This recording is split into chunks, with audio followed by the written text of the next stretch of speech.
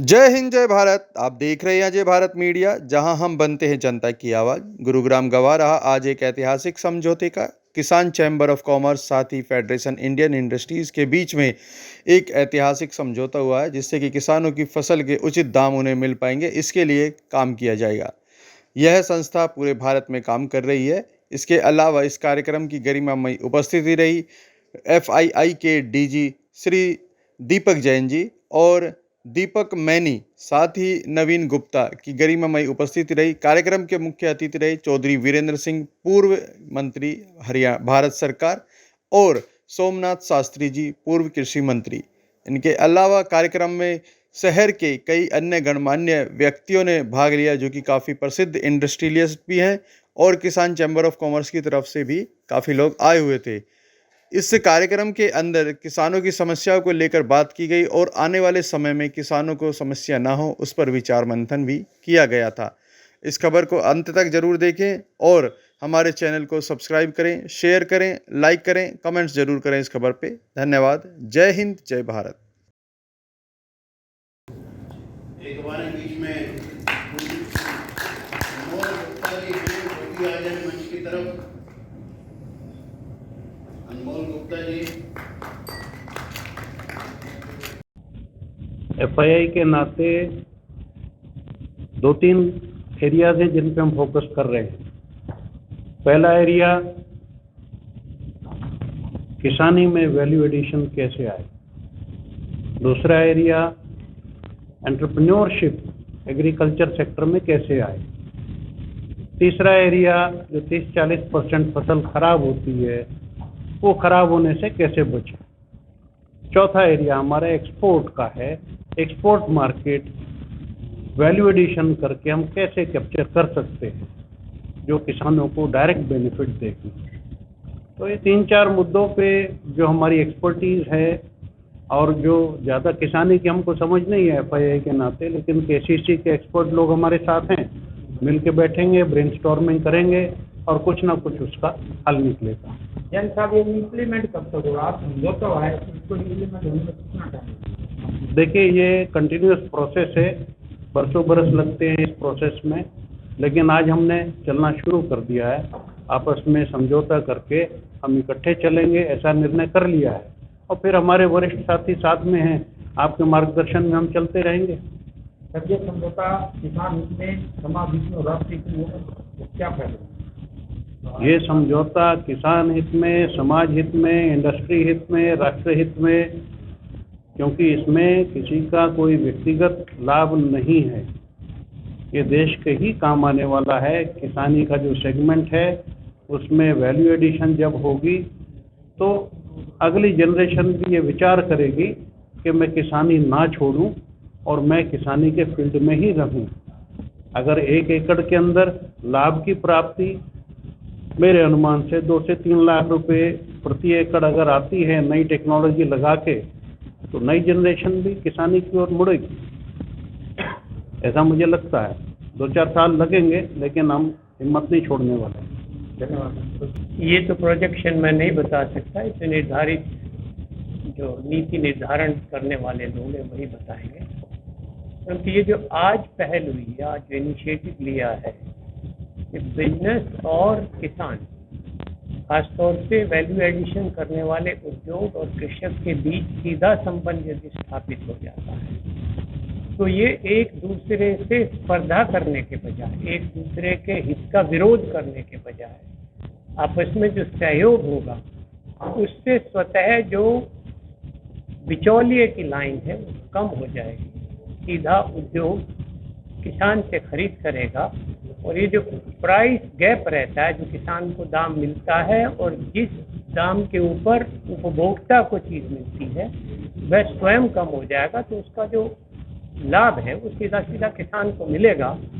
वो कितनी जल्दी इम्प्लीमेंट होता है, उसमें आपके सवाल का एमएसपी की बात गवर्नमेंट में कही थी कि एमएसपी से हम चलते हैं, मगर आज भी आप देख सकते हो कि जहाँ पर मंडियाँ हैं वहाँ पर टाइम पर खरीदी नहीं जाती, बरसात आ जाती है, ऐसे किसानों को समस्या अभी भी आ रही है और एमएसपी को कहीं अभी भी समस्या है। देखिए, वो जो परंपरागत सोच है उसमें आमूल परिवर्तन करने की आवश्यकता है, और इसीलिए मैं इस मॉडल का समर्थक हूँ कि यदि उद्योग बजाय बिचौलियों के माध्यम से जाके और तब वो जिन्स को खरीदे। अगर सीधा किसान से खरीदेगा तो जो बिचौलियों की भूमिका कम हो जाएगी, तो वो जो अंतर है किसान को मिलने वाले दाम में और उद्योग जिस दाम पर खरीदता, उपभोक्ता को जिस दाम पर मिलता, वो स्वतः कम हो जाएगा और ये डायरेक्ट बेनिफिट फ्लो बैक होगा किसान को।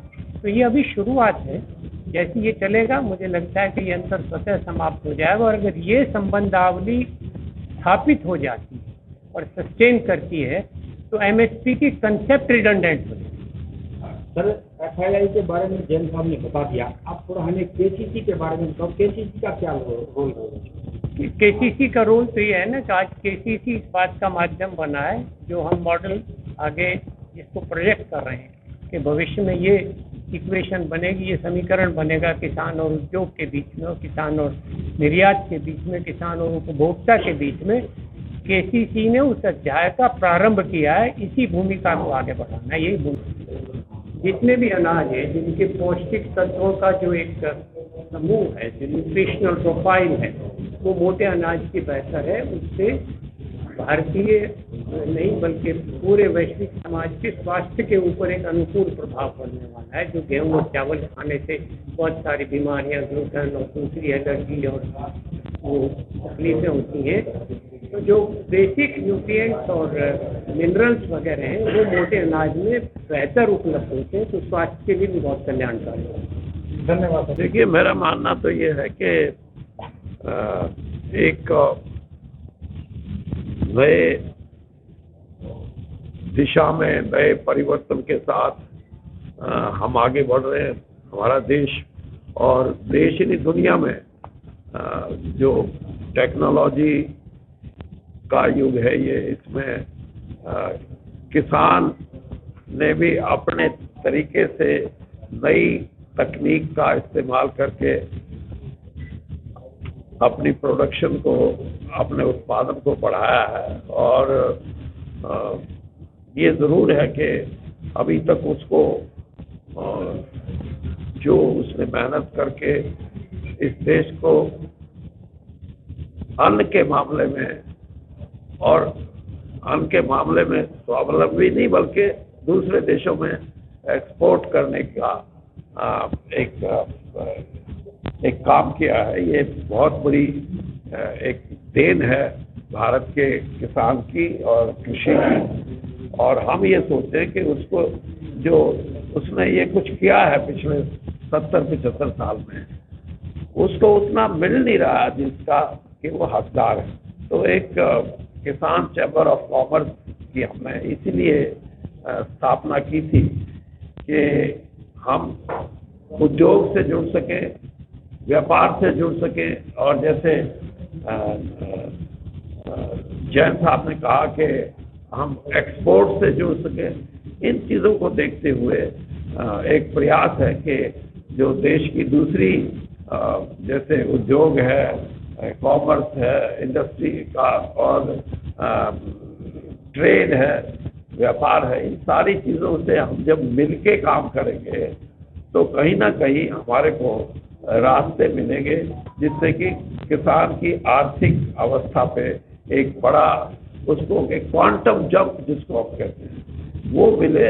और ये सही है, जैसे कहा कि एक समय था, शास्त्री जी ने भी इस बात को कहा है कि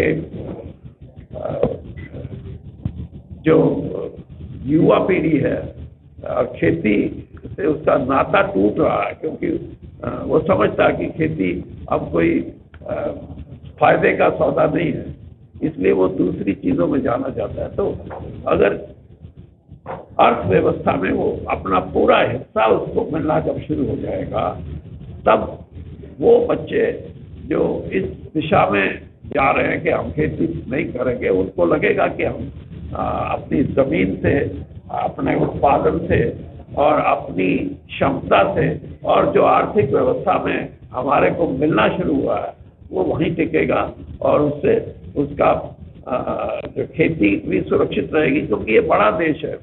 दूसरे देशों में अलग बात थी, अब 140 करोड़ लोग जहाँ बसते हों वहाँ कृषि तो उतना ही ज़रूरी है एक जैसे किसी उद्योग हो या दूसरी चीज़ें।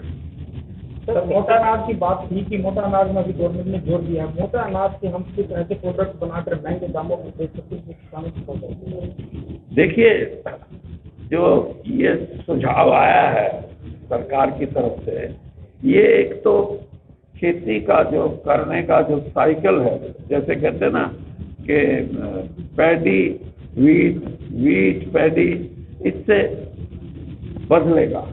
और उस बदलने का मतलब ये है कि जो यानी मोटा अनाज है उसमें एक तो इरिगेशन की ज़्यादा ज़रूरत नहीं होती, थोड़े में काम चल जाता है। इवन जहाँ अनइरिगेटेड ज़मीनें हैं और अगर ठीक बारिश का साधन हो जाए तो, और फिर किसान को उसमें इनपुट का मतलब फर्टिलाइज़र है और दूसरी तीसरी चीज़ें हैं, ये पेस्टिसाइड्स हैं, इनकी भी ज़्यादा ज़रूरत नहीं रहती। तो एक व्यवहारिक रूप से उसको उसके इनपुट में कमी आने से उसकी आमदनी बढ़ेगी। और दूसरी चीज़ ये है कि ये जो इसको मैं ये कहूँ कि जैसे आप कहते हैं कि हमारा इतना एक्सपोर्ट हो गया, ये चीज़ें भी जब एक्सपोर्ट होनी शुरू होगी तो देश की अर्थव्यवस्था में भी एक बड़ा भारी उभार आएगा और उससे फायदा होगा उस किसान को जो अभी भी ऊपर वाले की मेहरबानी पे बैठा है कि बारिश होएगी तो मुझे कुछ मिलेगा। तो कई चीज़ें हैं ऐसी जिसमें जैसे अभी सरसों में ऐसा उसके इनोवेशन हुई है, रिसर्च हुई है, जिससे उसका जो बीज है जो पाला मार जाता था अब वो नहीं मार सकता। तो ये, लेकिन ये चीज़ें हमारे को एक दिशा दे रही हैं। फिर भी आर्थिक रूप से उसको कहीं ना कहीं ये संरक्षण मिलना चाहिए, ये एश्योरेंस मिलनी चाहिए कि उसको दाम उचित मिले। अभी तक दाम उचित मिलने वाली बात पे किसान कई बार ये महसूस करता है कि जितना उसको मिलना चाहिए उतना मिलता नहीं।